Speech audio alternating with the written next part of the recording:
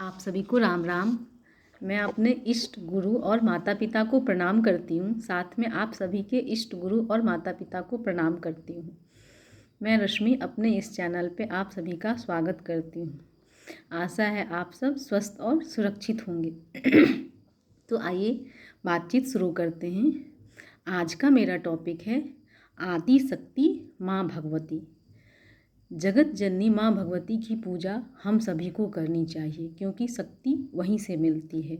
और जब हम प्रार्थना या पूजा करते हैं तो हमारी पुकार अवश्य उन तक पहुंचती है और हमें आशीर्वाद ज़रूर मिलता है।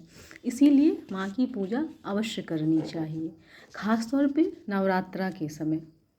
क्योंकि जो अध्यात्म मार्ग के पथिक हैं वो तो प्रतिदिन अपनी पूजा साधना करते हैं, लेकिन जो गृहस्थ के लोग हैं वो प्रतिदिन पूजा नहीं कर पाते, क्योंकि उनके पास बहुत सारी रिस्पॉन्सिबिलिटीज़ होती हैं।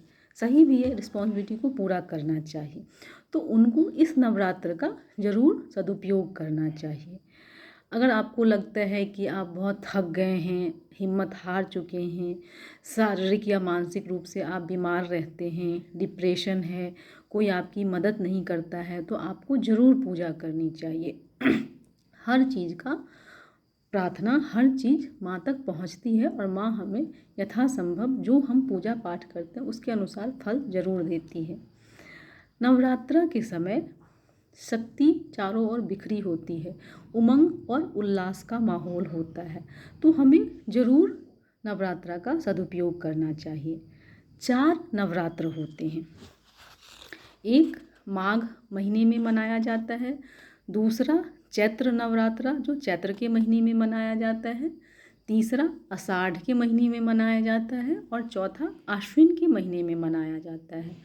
तो जो माघ महीने में मनाया जाता है और आषाढ़ में मनाया जाता है उसको गुप्त नवरात्र कहते हैं, और चैत्र नवरात्र और आश्विन नवरात्र हम सब जानते हैं। आश्विन नवरात्र को ही शारदीय नवरात्र कहा जाता है।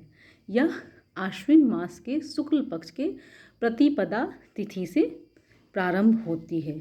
इस वर्ष यह पूजा 15 अक्टूबर से स्टार्ट हो रही है। तो आइए जानते हैं कि हम कैसे पूजा करें। नवरात्रा से एक दिन पहले हम अपने घर को अच्छी तरह से साफ़ कर लें। जहाँ पे भगवान को रखते हैं उस जगह को भी अच्छे से साफ़ कर लें। अपने घर के मुख्य द्वार पे बंधन बाड़ लगाएं, कोई झालर लगाएं। नवरात्रा के दिन सुबह उठकर आप नहा धोकर जहाँ पे माता को स्थापित करना है वहाँ पे रंगोली बनाएं और एक चौकी लगाकर वहाँ माता को रखना है ऐसा। फिर माता को दूध से स्नान कराएं, जल से स्नान कराएं, फिर उनको वस्त्र दें, फिर श्रृंगार करें। तो स्नान कराने का काम, वस्त्र पहनाने का काम और श्रृंगार करने का काम यह घर की स्त्रियां ही करें। फिर माता का आवाहन करें। आवाहन के समय शंख जरूर बजाना चाहिए और एक मंत्र पढ़ना चाहिए। वह मंत्र है ओम जयंती मंगला काली भद्रकाली कपालिनी दुर्गा क्षमा शिवा धात्री स्वाहा स्वधा नमस्तुते। इस मंत्र का 11 बार जोर से उच्चारण करना चाहिए। फिर आप उनको आसन प्रदान करें। अगर आप कलश की स्थापना करते हैं तो कलश माँ के दाईं ओर होना चाहिए और दीप माँ के बाईं ओर होना चाहिए। आप अगर चाहें तो कोई चीज़ सिद्ध कर सकते हैं, जैसे कि सुपारी, इलायची, लौंग, आप इनको सिद्ध कर सकते हैं, पूजा में रख सकते हैं और पूजा के उपरांत इसको वहाँ से उठा लें और जब ज़रूरत ऐसा आपको महसूस पड़े तो आप इनको प्रसाद के रूप में ग्रहण कर सकते हैं।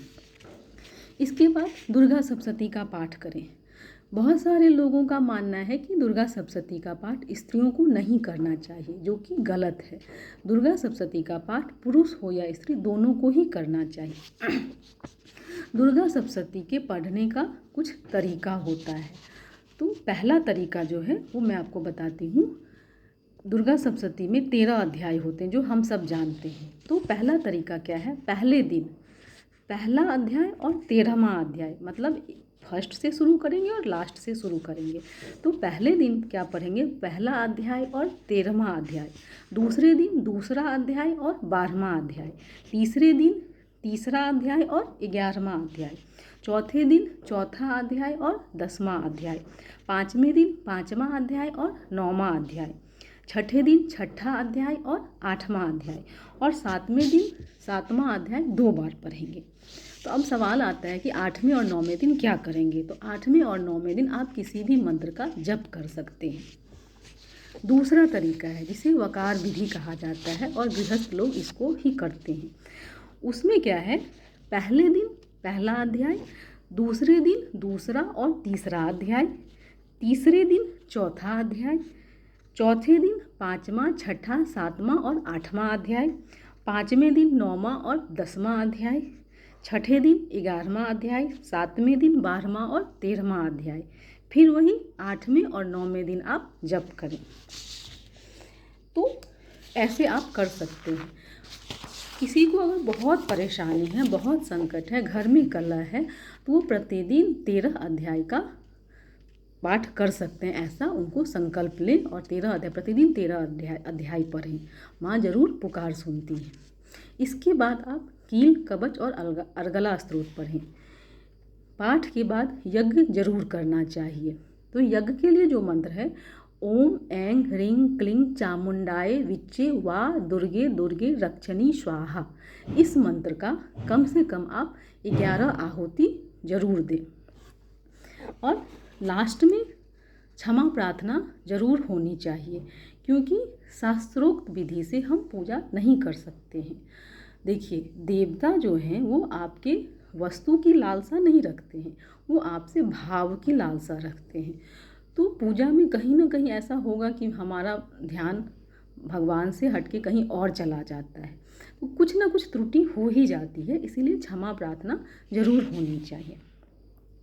आप चाहें तो इन 9 दिनों उपवास भी रख सकते हैं। शास्त्रों के अनुसार, यह शास्त्र में लिखा गया है, बच्चे, बुजुर्ग, रोगी और गर्भवती महिला, इनको उपवास नहीं करना चाहिए। इनको सिर्फ पूजा करनी चाहिए, वो भी अपनी सुविधा अनुसार। तो ऐसा जो बच्चे हैं कि नहीं ज़बरदस्ती कराते हैं, या जो गर्भवती महिलाएं हैं कि नहीं हमको करना ही चाहिए, ऐसा नहीं होता है, क्योंकि शास्त्र में ऐसा लिखा गया है। अब उपवास 4 प्रकार के होते हैं। तो आइए जानते हैं क्या क्या उपवास होते हैं। पहला उपवास, जिसको कि हम सामान्य उपवास कहते हैं, इसमें आप फलाहार करते हैं, सामान्य पूजा पाठ करते हैं और दिन में 3-4 बार फलाहार ले सकते हैं। इसे हम सामान्य उपवास कहते हैं। दूसरा, एक भुक्त उपवास। इस उपवास में सूर्यास्त से पहले भोजन करना होता है, और वो भी आप भर पेट भोजन नहीं करेंगे। ये था दूसरा, एक भुक्त उपवास। तीसरा उपवास है नक्त उपवास। इस उपवास में आप सूर्योदय के उपरांत 1.5 मुहूर्त के अंदर ही अंदर आपको भोजन लेना चाहिए। इस उपवास में आपको भिक्षा से जो प्राप्त हुई हो, या जो भोजन आप खुद बनाएं, उसका 1/3 हिस्सा ही आपको करना है। तो ये था नक्त उपवास। चौथा जो उपवास है उसे बोलते हैं अयाचित उपवास। यह उपवास हठ योग का हिस्सा है। इसमें आप तय करते हैं कि कब, क्या और कैसे लेना है, और एक ही समय भोजन करना है। और भोजन आपको मांगना नहीं है किसी से, आपको कोई स्वयं अपनी मर्जी से भोजन दे दे। क्योंकि पहले जो भिक्षा मांगते थे तो उनको भिक्षा मांगना होता था, लेकिन वो भिक्षा नहीं मांगेंगे, उनको कोई स्वयं भोजन दे दे। तो ऐसा आप घर में भी कर सकते हैं, और वो भी 1/3 ही, अपनी भूख का 1/3 ही भोजन करेंगे। तो यह था अयाचित उपवास। आप अपनी सुविधा अनुसार कोई भी उपवास रख सकते हैं या नहीं भी रख सकते, आपकी मर्जी। पूजा पाठ करें, मैया सब तरह से हमें क्षमा करती हैं। देखिए, पूजा पाठ तो हमें करना ही चाहिए, लेकिन हम जो ऐसा सोचते हैं कि रत्न पहन ले, माला पहन ले, तो इससे हमारा भाग्य चमक जाएगा, नहीं चमकेगा। आपको कर्म करना ही पड़ेगा। बहुत सारे लोग कहते हैं कि मैं तो बहुत सीधा हूँ, मैं अच्छा हूँ, मैं किसी का बुरा नहीं चाहता, फिर मेरे साथ बुरा क्यों होता है। तो उन लोगों से मैं एक बात पूछना चाहती हूँ कि अगर आप नौकरी करते हैं तो आप ऑफिस ना जाएं, ऑफिस का काम ना करें।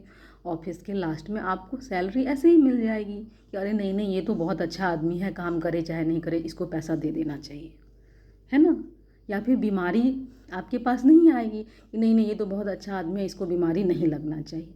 तो आपके अच्छे होने से क्या आपको सैलरी मिल जाएगी, या आपके अच्छे होने से क्या आप बीमारी से बच जाएंगे। कहने का तात्पर्य ये है कि आपको कर्म करना पड़ेगा। आप बीमार ना पड़े इसके लिए आपको परहेज करना पड़ेगा। खाने के लिए खाना बनाना पड़ता है। तो कर्म जरूर करें। अध्यात्म में कर्म को बहुत ज़्यादा बल मिला है। कर्म हमें करना ही चाहिए।